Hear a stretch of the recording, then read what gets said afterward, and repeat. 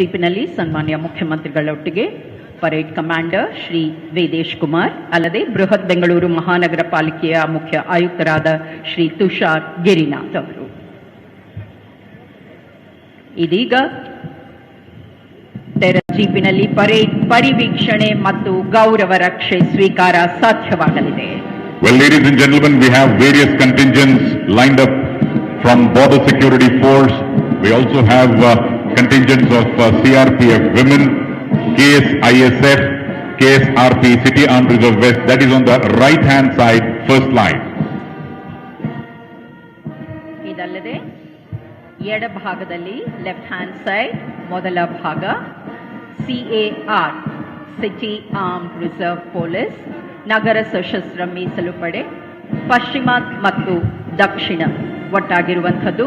ಅಲ್ಲದೆ KSRP Karnataka state reserve police ಮಹಿಳಾ ತಂಡ, ಟ್ರಾಫಿಕ್ ತಂಡ, ಮತ್ತೊಂದು ಮಹಿಳಾ ತಂಡ, ಶ್ವಾನ ದಳ ಇವೆಲ್ಲವನ್ನ ಕಾಣಬಹುದಾಗಿದೆ. On the right hand side, second line, ladies and gentlemen, we have the contingents of NCC, Excise Department, Fire Force, Home Guard and Traffic Warden. Left hand side, second line, Civil Defense ತಂಡ, Scouts and Guides ತಂಡ, ಭಾರತ್ ಸೇವಾ ದಳದ ತಂಡ ಮತ್ತು ಶಾಲಾ ತಂಡಗಳಲ್ಲಿ ಮಿತ್ರ academy ಶಾಲೆ, endeavours international school. And right hand side, third line, we have Police Public School, St. Lord High School, Vidya Vaibhav High School, Little Flower Public School, Presidency School. Muttanna ಸ್ಮಾರಕ ಶಾಲೆ, ಚೈತನ್ಯ ಟೆಕ್ನೋ ಸ್ಕೂಲ್, ಸರ್ಕಾರಿ ಶಾಲೆ ವೆಂಕಟಪುರ ಮತ್ತು ರಮಣಶ್ರೀ ತಂಡ, ಸಮರ್ಥನಂ ತಂಡ. Well, ladies and gentlemen, how can we forget the band platoons giving a wonderful music? And the band platoons are taken from Presidency School, Police Public School, Border Security Force, Mysore English Band, City Armed Reserve Headquarters and KSRP.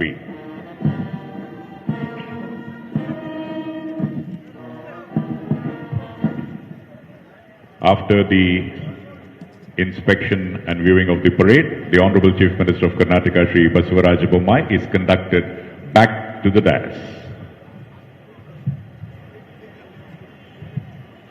ತೆರೆದ ಜೀಪಿನಲ್ಲಿ parade ಪರಿವೀಕ್ಷಣೆ ಸಾಧ್ಯವಾಗಿದೆ.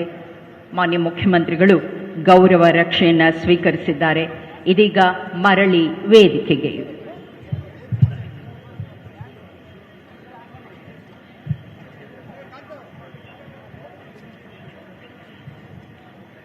Historic occasion here at the Field Marshal Manekshaw Parade Ground.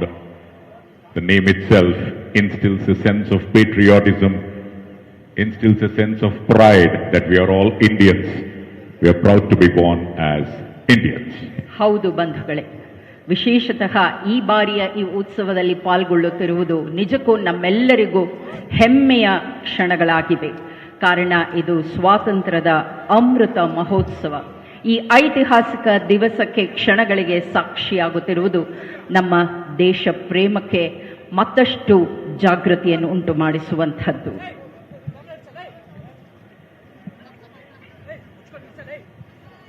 The Honorable Chief Minister will now be conducted back to the dais.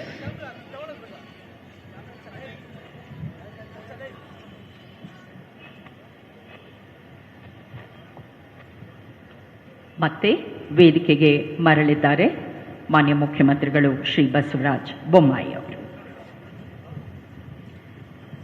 ಕವಾಯಿತು ಮಾನ್ಯರ ಸಂದೇಶಕ್ಕೆ ಸಿದ್ಧವಿದೆ ಶ್ರೀಮಾನ್. The parade commander has given the salute and is slowly returning to his position and would order the parade to Vishram in a short while from now.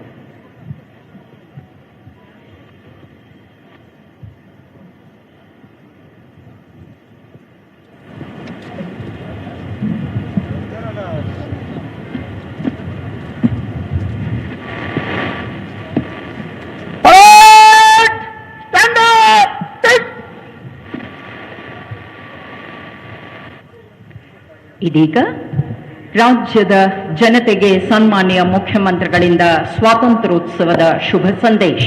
Independence Day message by the Honorable Chief Minister of Karnataka.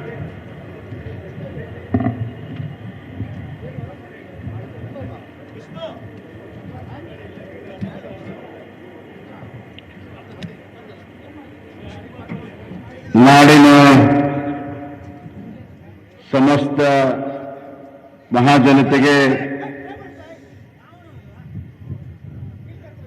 76ನೇಯ ಸ್ವತಂತ್ರ ದಿನಾಚರಣೆ ಅಂಗವಾಗಿ 75 ಅಮೃತ ಮಹೋತ್ಸವದ ಅಂಗವಾಗಿ ನನ್ನ ಹಾರ್ದಿಕ ಶುಭಾಶಯಗಳು.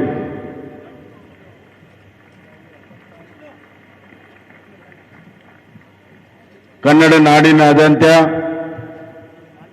ಇಡೀ ಭಾರತ ದೇಶದಲ್ಲಿಂದು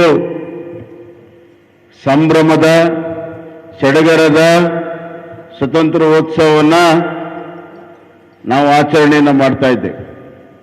ಈ ವರ್ಷ ಬಹಳ ವಿಶೇಷವಾಗಿರುವಂಥ ಒಂದು ವರ್ಷ. 75ನೇಯ ಸ್ವತಂತ್ರೋತ್ಸವ ಸಂಪೂರ್ಣ ಒಂದು ವರ್ಷವನ್ನ ನಾವು ಇವತ್ತಿಗೆ ಪೂರ್ಣ ಮಾಡಿದ್ದೇವೆ. ಒಬ್ಬ ವ್ಯಕ್ತಿಯ ಜೀವನದಲ್ಲಿ 75 ವರ್ಷ ಅದು ಹಿರಿಯ ವಯಸ್ಸು. ಆದರೆ ಒಂದು ದೇಶದ 75 ವರ್ಷ ಅದು ಅನುಭವ ಇರುವಂತ ಒಂದು ಯೌವನದ ವಯಸ್ಸು.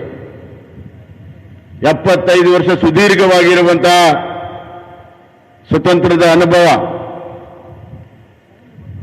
ಮುಂದಿನ 25 ವರ್ಷ ನಡೆಯಬೇಕಾಗಿರುವಂತಹ ದಾರಿ, ಇದರ ಆತ್ಮಾಲೋಕನ, ಸಿಂಹಾಲೋಕನ ಮತ್ತು ಮುಂದಾಲೋಕನ, ಈ ಮೂರನ್ನು ಮಾಡುವಂತ ಒಂದು ಅಮೃತ ಕಾಲ. ದೇಹ ಮನಸ್ಸು ಎಲ್ಲಿ ಒಂದು ಕಡೆ ಇರ್ತದೋ ಅದು ಅಮೃತಗಳಿಗೆ. ನಮ್ಮ ಭಾರತ ದೇಶಕ್ಕೆ ಈಗ ಅಮೃತಗಳಿಗೆ ಬಂದಿದೆ. ಈ ಸ್ವತಂತ್ರ ಸುಲಭವಾಗಿ ಬಂದಿಲ್ಲ, ತಮಗೆಲ್ಲ ಗೊತ್ತಿದೆ. ಹಲವಾರು ಹೋರಾಟಗಳು, ಸ್ವತಂತ್ರಕ್ಕಾಗಿ ಸತ್ಯಾಗ್ರಹ, ಅನಾಮಧೇಯ ಹಲವಾರು ಹೋರಾಟಗಾರರು ತಮ್ಮ ಪ್ರಾಣವನ್ನ ತ್ಯಾಗ ಮಾಡಿದ್ದಾರೆ.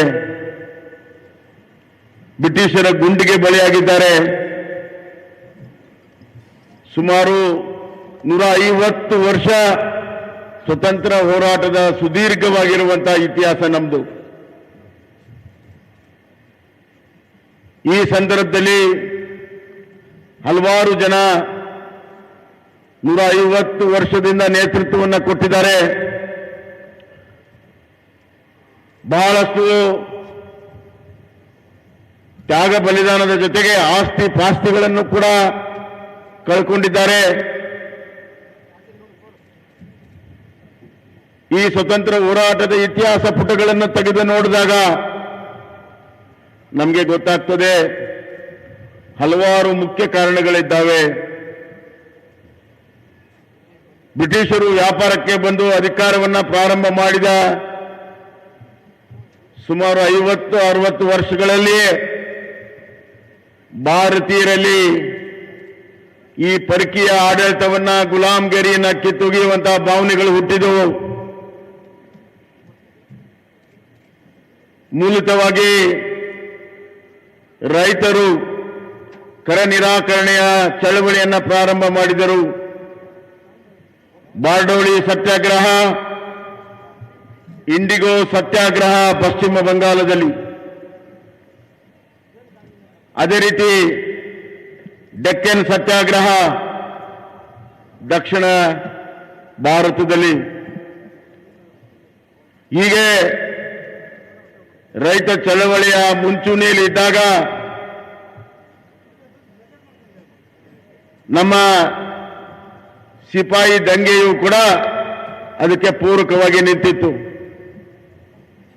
ತದರ ನಂತರ ನಡೆದಂತಹ ಹಲವಾರು ಘಟನೆಗಳು, ಸಿಪಾಯಿ ಮುಟ್ಟಣೆಗಿಂತ ಮುಂಚೆ ನಡೆದ ಹಲವಾರು ಘಟನೆಗಳು, ಜಾಲಿಯನ್ ವಾಲಾ ಬಾಗನ್ನು ನಾವು ಮರೆಯಕ್ಕೆ ಸಾಧ್ಯ ಇಲ್ಲ. ಅದರ ತತ್ಪರಿಣಾಮವಾಗಿ ಭಗತ್ ಸಿಂಗ್, ಚಂದ್ರಶೇಖರ್ ಆಜಾದ್ ಹಾಗೂ ಅವರ ತಂಡದವರು ದಂಗೆಯನ್ನ ಎದ್ದಾಗ ಇಡೀ ಭಾರತ ಜಾಗೃತಗೊಂಡಿತು. ಅದ ನಂತರ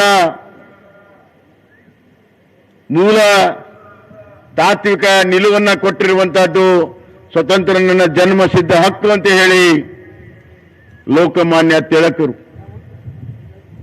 ವೀರ್ ಸಾವರ್ಕರ್ ಅವರು, ಟಾಟಾ ಟೋಪಿ, ರಾಣಿ ಝಾನ್ಸಿಬಾಯಿ ಇವರೆಲ್ಲರ ಧೀರ ಹೋರಾಟ ಸ್ವತಂತ್ರ ಕಿಚ್ಚನ ಅಸ್ತು. ಆದರೆ ಇತಿಹಾಸದಲ್ಲಿ ಪದೇ ಪದೇ ಒಂದು ಘಟನೆಯನ್ನು ನಾವು ಮರಿತೇವೆ. 1857ರ ಸಿಪಾಯಿ ದಂಗೆಯ ಮೊದಲನೇ ಸ್ವತಂತ್ರ ಹೋರಾಟ ಅಂತ ನಾವೆಲ್ಲ ಕರಿತೇವೆ.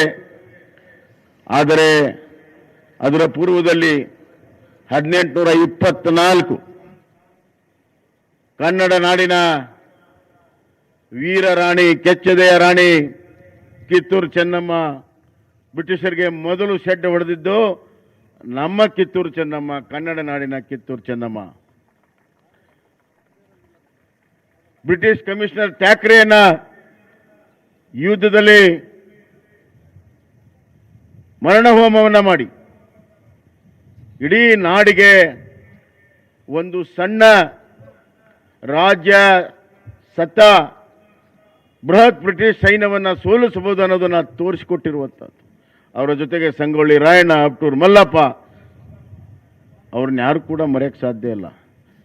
ಈ ಥರ ಹಲವಾರು ಜನ ಬೇರೆ ಬೇರೆ ಪ್ರಾಂತದಲ್ಲಿ ಸತ್ಯಾಗ್ರಹವನ್ನು ಮಾಡಿದರು.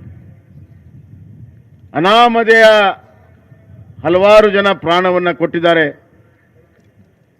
ಇವತ್ತು ಸುಭಾಷ್